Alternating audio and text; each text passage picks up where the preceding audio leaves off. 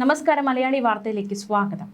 സുരേഷ് ഗോപി എംപിയുടെ ഒരു പ്രതികരണത്തിലേക്കാണ് നമ്മളിപ്പോൾ പോകുന്നത്. പിണറായിയുടെയും സതീശന്റെയും ദേഷ്യം തനിക്കില്ല എന്ന് സുരേഷ് ഗോപി. തൻ്റെ ദേഷ്യം വേറെ തരത്തിലുള്ളതാണ്. കസേര മാറ്റുന്നതാണ് തൻ്റെ പ്രശ്നം. പ്ലാസ്റ്റിക് കസേര തന്നെ തനിക്ക് ഇരിക്കാൻ വേണം വേദിയിൽ വരുമ്പോൾ. കാരണം തനിക്ക് നടുവേദനയുണ്ട്. കുഷ്യനുള്ള സീറ്റ് തനിക്ക് വേണ്ട. തൻ്റെ ദേഷ്യം പിണറായിയുടെ ദേഷ്യമല്ല. 7-ന് പരിപാടി വെച്ചിട്ട് താൻ 6:50 വരും. ഒരാളും ഉണ്ടായിട്ടില്ല. പിന്നെ ദേഷ്യം വരാതിരിക്കുമോ എന്നാണ് സുരേഷ് ഗോപി ചോദിക്കുന്നത്. അന്തിക്കാട് CC മുകുന്ദന്റെ തിരഞ്ഞെടുപ്പ് പ്രചാരണത്തിനായുള്ള കുടുംബയോഗത്തിൽ സംസാരിക്കവെയാണ് തൻ്റെ ദേഷ്യം എന്തിനൊക്കെയാണ്, താൻ ഏതൊക്കെ വിഷയങ്ങളാണ് ദേഷ്യം കാണിക്കാറുള്ളത്, തൻ്റെ ദേഷ്യം പിണറായിയുടെ ദേഷ്യം പോലെയോ അല്ലെങ്കിൽ VD സതീശൻ കാണിക്കുന്ന ദേഷ്യം പോലെയോ ഉള്ളതല്ല എന്ന് സുരേഷ് ഗോപി പറയുന്നത്. ഇവിടുത്തെ സ്ഥാനാർത്ഥി CC മുകുന്ദൻ തനിക്ക് വലിയേട്ടൻ പോലെയാണെന്നും സുരേഷ് ഗോപിയുടെ പ്രതികരണം. ഉൾക്കരുത്തുണ്ട് മുകുന്ദന്, വർത്തമാനത്തിലെ ശക്തിയുണ്ട്. മുകുന്ദേട്ടൻ എന്ന് മാത്രമേ വിളിക്കൂ.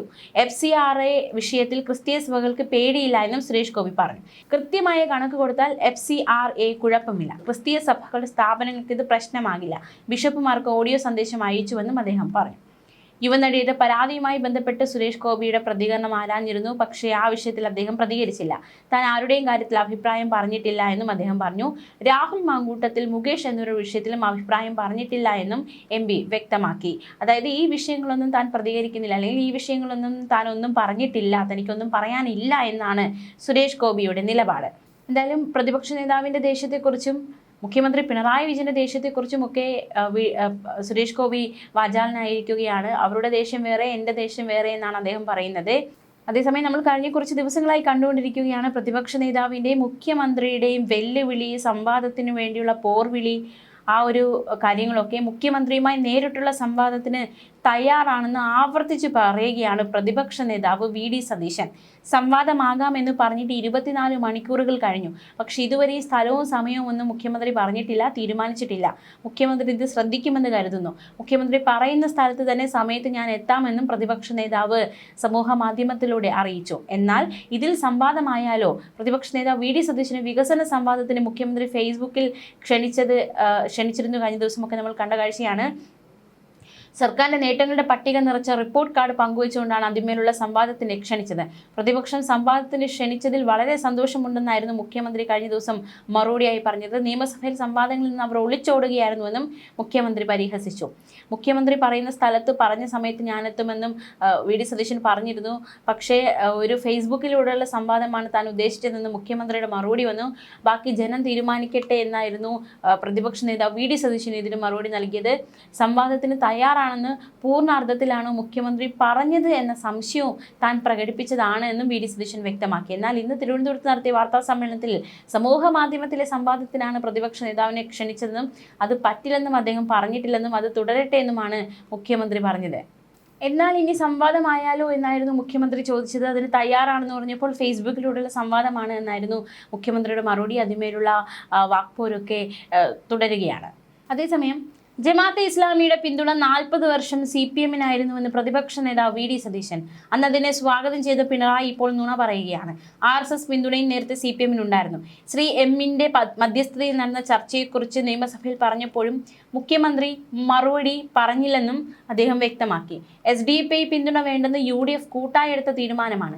നേരത്തെ 10 കാലം അവർ CPM-നൊപ്പമായിരുന്നു. അഭിമന്യുവിന്റെ രക്ഷിതാക്കളോട് പിണറായി മാപ്പ് പറയണ്ടേ? SDPI പിന്തുണ താൻ ആവശ്യപ്പെടില്ല, തനിക്ക് ഒറ്റയ്ക്ക് തീരുമാനമെടുക്കാനാവില്ല എന്നും VD സതീശൻ പറഞ്ഞു. SDPI പിന്തുണയിൽ മുഖ്യമന്ത്രിയെ കൊണ്ട് മറുപടി പറയിക്കാൻ കഴിയുമോ എന്നും VD സതീശൻ ചോദിച്ചു. തങ്ങൾ പരസ്യമായാണ് പിന്തുണ വേണ്ടെന്ന് പറഞ്ഞത്. അവസരവാദിയായ പിണറായി വിജയനെ ചില മാധ്യമങ്ങൾ വെള്ളപൂശുകയാണ്. ഡീലിനെതിരെ BJP-യുടെയും CPM-ന്റെ പ്രവർത്തകർ പ്രതിഷേധത്തിലാണ്. അതുകൊണ്ട് ഡീല് പ്രാവർത്തികമാകില്ലെന്നും VD സതീശൻ പറഞ്ഞു. മുഖ്യമന്ത്രി സംവാദത്തിൽ നിന്ന് പിന്മാറിയത് നിരാശപ്പെടുത്തിയെന്ന് പ്രതിപക്ഷ നേതാവ് VD സതീശൻ. മുഖ്യമന്ത്രി യമണ്ടൻ നുണ പറഞ്ഞപ്പോൾ താൻ നിയമസഭാ രേഖകൾ വെച്ച് തെളിയിച്ചെന്നും VD സതീശൻ പറഞ്ഞു. സോഷ്യൽ മീഡിയയിലൂടെ സംവാദമാകാമെന്നാണ് മുഖ്യമന്ത്രിയുടെ നിലപാട്.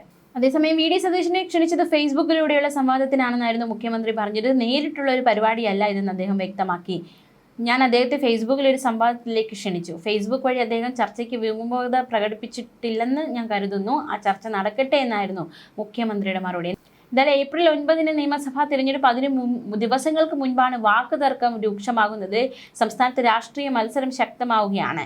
തിങ്കളാഴ്ചയായിരുന്നു മുഖ്യമന്ത്രി പിണറായി വിജയൻ പ്രതിപക്ഷ നേതാവ് വി ഡി സതീശന്റെ വെല്ലുവിളി ഏറ്റെടുത്തത്. LDF സർക്കാരിന്റെ റിപ്പോർട്ട് കാർഡെന്ന് അദ്ദേഹം വിശേഷിപ്പിച്ച കാര്യങ്ങൾ സോഷ്യൽ മീഡിയയിൽ പങ്കുവച്ചിരുന്നു. പ്രതിപക്ഷം അവരുടെ നേട്ടങ്ങളിൽ ഏർപ്പെടാൻ തയ്യാറാണോ എന്നായിരുന്നു മുഖ്യമന്ത്രിയുടെ ചോദ്യം. ഇതിനെ അദ്ദേഹം A+ പ്രകടനം എന്ന് വിശേഷിപ്പിച്ചു. തൊട്ടു പിന്നാലെ മുഖ്യമന്ത്രി തീരുമാനിക്കുന്ന സമയത്തും സ്ഥലത്തും സംവാദത്തിൽ പങ്കെടുക്കാൻ തയ്യാറാണെന്ന് സതീശൻ പറയുകയായിരുന്നു. ബാക്കി കാര്യങ്ങൾ ജനങ്ങൾ തീരുമാനിക്കട്ടെ എന്നും അദ്ദേഹം വ്യക്തമാക്കി. എന്തായാലും സംവാദമൊന്നുമില്ല, വാക്പോരൊക്കെ രൂക്ഷമാവുകയാണ്. തങ്ങളുടെ നേട്ടങ്ങളൊക്കെ എണ്ണിപ്പറയുകയാണ്. അത്തരത്തിൽ എണ്ണിപ്പറഞ്ഞ നേട്ടങ്ങളിൽ ഒരു നേട്ടത്തിലേക്ക്, ഒരു ഫേസ്ബുക്ക് കുറിപ്പിലേക്ക് നമ്മൾ പോവുകയാണ്. മുഖ്യമന്ത്രി പങ്കുവച്ച ചില ഫേസ്ബുക്ക് പോസ്റ്റുകളിലെ ഒന്നിലേക്ക് നമ്മളിപ്പോൾ പോവുകയാണ്. ആ ഫേസ്ബുക്ക് പോസ്റ്റിന്റെ പൂർണ്ണ രൂപം ഇങ്ങനെ: കേരളം ഇന്ന് ആത്മവിശ്വാസത്തോടെയും വ്യക്തമായ ദിശാബോധത്തോടെയും മുന്നോട്ട് പോകുന്ന ഘട്ടത്തിലാണ്.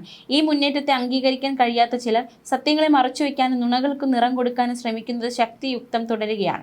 എന്നാൽ ഈ മണ്ണിനൊരു പ്രത്യേകതയുണ്ട്. ഇവിടെ ആർക്കും സത്യം മൂടിവെക്കാൻ കഴിയില്ല. ഇവിടെ ജനങ്ങൾ നിശബ്ദരായിരിക്കില്ല. ഇടതുപക്ഷത്തിന്റെ കരുത്ത് പത്രസമ്മേളന വേദികളെ ശബ്ദങ്ങളല്ല, ജനങ്ങളുടെ ഹൃദയങ്ങളിൽ പതിഞ്ഞ വിശ്വാസത്തിലാണ്. അതുകൊണ്ടാണ് നുണകളുടെ ഘോഷയാത്രകൾക്കെതിരെ ജനങ്ങളുടെ പ്രതികരണം സ്വാഭാവികമായി ഉയരുന്നത്. അത് രാഷ്ട്രീയ മറുപടി മാത്രമല്ല, ഒരു സമൂഹത്തിന്റെ ആകെ ജാഗ്രതയാണ്. ഇന്ന് ഞാൻ അഭിസംബോധന ചെയ്യുന്ന 2 കരുത്തുകളെയാണ്. ഒന്ന്, ലോകത്തിന്റെ നാനാഭാഗങ്ങളിൽ ഇരുന്നു കൊണ്ട് കേരളത്തിന്റെ നാളെയെക്കുറിച്ച് ചിന്തിക്കുന്ന നമ്മുടെ സഹയാത്രികർ.